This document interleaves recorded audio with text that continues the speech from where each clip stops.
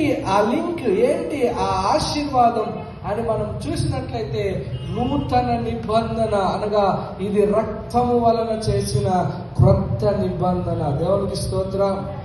అంటే దేవుడు మనల్ని ప్రేమించి తన కుమారుడు శిలువ మీద వేలాడడానికి ఆయన ఇష్టపడి ఆయన మాటల్లో కాదు తన ప్రాణములో మన మీద ఎంత ప్రేమ ఉందో తన ప్రాణమును పెట్టి ఆయన ప్రేమను చూపించాడు. అనగా అందుకే ఆయన అంటున్నాడు, ఇదిగో నా పాత్రలో ఉన్న ఈ రక్తము ఏంటంటే ఇది మీ కొరకు నేను చిందించిన రక్తము, ఇది క్రొత్త నిబంధనగా ఇది ఎంచబడుతుంది. అంటే ఇప్పుడు అబ్రహాము ఎదుట దేవుడు ఒక నిబంధనని ఏర్పరిచాడు. అబ్రహాము దానిని పొందుకుని అద్భుతమైన వ్యక్తిగా, అద్భుతమైన జనాంగంగా మార్చబడ్డారు. ఇప్పుడు అన్ని జనులందరికీ ఒక అవకాశాన్ని దేవుడు అబ్రహాముకి ఇచ్చినట్టే మరొక అవకాశాన్ని దేవుడు ఇవ్వబోతున్నాడు. ఏంటంటే ఈ క్రొత్త నిబంధనలో ప్రవేశించే అవకాశాన్ని దేవుడు ఈ యేసుక్రీస్తు వారి ద్వారా దేవుడు అనుగ్రహించాడు. దేవునికి స్తోత్రం. ఈ క్రొత్త నిబంధన ఏం చేస్తుందంటే ఇదిగో మనుషులందరూ కొరకు దేవుడు కుమారుడు సిలువలో చనిపోయాడు, ఆయన రక్తం చెందించాడు. మార్గమే లేని వారికి మార్గాన్ని ఆయన ఏర్పరిచాడు. జీవం లేని వారికి ఆయనే జీవాహారంగా మార్చబడ్డాడు. ఇదిగో సత్యము లేకుండా అబద్ధములో బ్రతుకుతున్న వారికి ఆయనే సత్యంగా ఆయన నిలబడ్డాడు.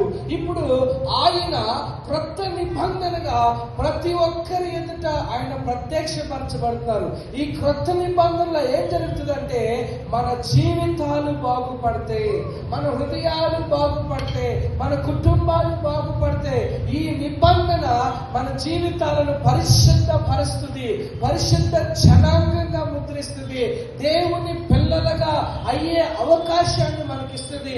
ఈ నిబంధనలోకి అడుగు వేస్తే నిత్య జీవం, ఈ లోకములో చనిపోయిన తర్వాత దేవునితో యుగ యుగాలు బ్రతకడానికి, దేవునితో కూడా ఉండి ఏలుబడి చేయడానికి, ఆయన కుడి పార్శ్వం మీద కూర్చుండడానికి, ఆయన సింహాసనం ఎదుట నిలబడడానికి, తీర్పు నుండి తప్పించబడడానికి, నరకము నుండి తప్పించబడడానికి, ఈ లోకములో శాపగ్రస్తమైన పాప పరిహారంతో కూడిన ఆ జీవితాన్ని, ఆ విడుదలను, ఆ రక్షణను పొంది ఆ నిబంధనలోకి వెళ్ళడానికి ఈ క్రొత్త నిబంధన దేవుడు మనందరి కొరకు తన కుమారుని ద్వారా అనుగ్రహించి ఇప్పుడు ప్రయాసపడి భారం వస్తున్న అందరినీ ఆయన ఈ క్రొత్త నిబంధనలోకి అబ్రహామును పిలిచినట్టుగా ఆయన పిలుస్తున్నాడు.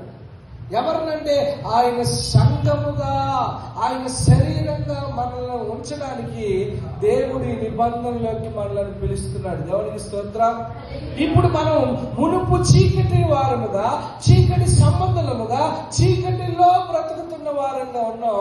యేసయ్య తన సువార్త ద్వారా మనల్ని పిలిచినప్పుడు, ఇదిగో నువ్వు పాపివి, నీ కొరకు నేను రక్తాన్ని చిందించాను, నా యందు విశ్వాసం ఉంచిన వాడు నశింపక నిత్య జీవం పొందును అని దేవుడు మనతో మాట్లాడినప్పుడు, ఆయన ఒక నిబంధన ఏర్పరిచినప్పుడు, ఎవరైతే ఆ రోజు అబ్రహాము ఏదైతే చేశాడో, అబ్రహాము చేసిన మొట్టమొదటి పని ఏంటో తెలుసా? అబ్రహాము దేవుని నమ్మెను, అది అతనికి నీతిగా ఎంచబడు. ఈ సువార్తను నమ్మి, ఈ యేసుని నమ్మి అబ్రహాము చూపించిన విధేయత నీవు నేను చూపించి ఈ నిబంధనలోకి వచ్చినట్లయితే,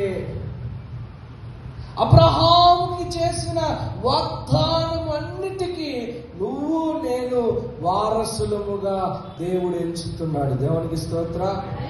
అబ్రహాము మీద ఏ ఆశీర్వాదం ఉందో ఈ నిబంధనలో వచ్చిన వారి మీద కూడా అదే ఆశీర్వాదం ప్రవహిస్తుంది. హల్లెలూయా.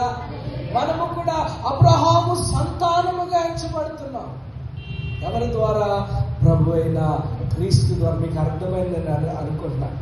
ఇదిగో ఆ రోజు దేవుడు ఎవరో తెలియని పరిస్థితుల్లో దేవుడు మాట్లాడినప్పుడు అబ్రహాము లోబడి దేవునితో నడవడం నేర్చుకున్నాడు.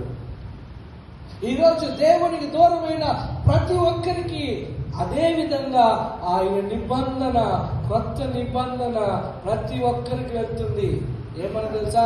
మీ జీవితాన్ని యేసుకి ఇవ్వండి, యేసులోనికి రండి, మీ విడిచిపెట్టండి, మీ వ్యభిచారాన్ని విడిచిపెట్టండి, మీ తాగుడును విడిచిపెట్టండి, మీ చెడు అలవాట్లను విడిచిపెట్టండి, ఈ లోకమాల్యాన్ని విడిచిపెట్టండి. మీ చీకటి బ్రతుకులో నుండి మిమ్మల్ని వెలిగించే యేసులోకి రండి, ఈ నిబంధనలోకి రండి అన్నప్పుడు కొంతమంది మనం మన జీవితాల్లో పశ్చాత్తాపడి యేసు ప్రేమను అర్థం చేసుకుని ఎవరైతే అబ్రహాము వలె ఈ నిబంధనలోకి వచ్చారో మీరందరూ ఇప్పుడు ఏమయ్యారు తెలుసా? నిబంధనాజనులయ్యారు. దేవునికి స్తోత్రం.